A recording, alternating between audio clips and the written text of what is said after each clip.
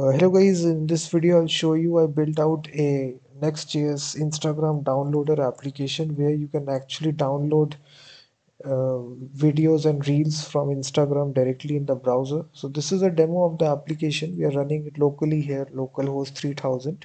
So right here you go to Instagram, just go to the reel section. I copy the address and then come to this application and simply paste the link of the Instagram reel.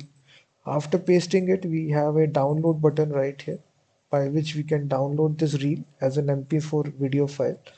So instantly it will make the request to the Instagram GraphQL API and instantly it will download the video as it is. You can see that. So this is a Next.js project.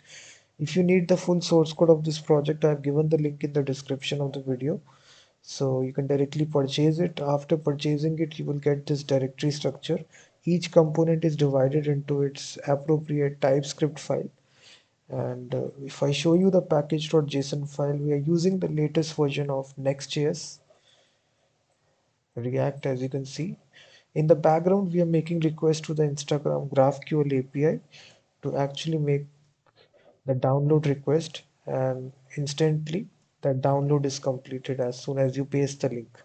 So once you get the source code, you will be able to understand how I coded this application and also be able to add some additional features on top of this application. So the link is given in the description. You can directly purchase it.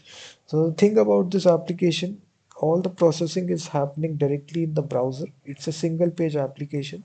So no backend is there in this application. So you simply paste the link.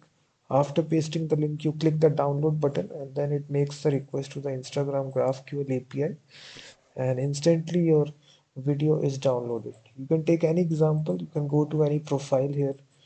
Just copy this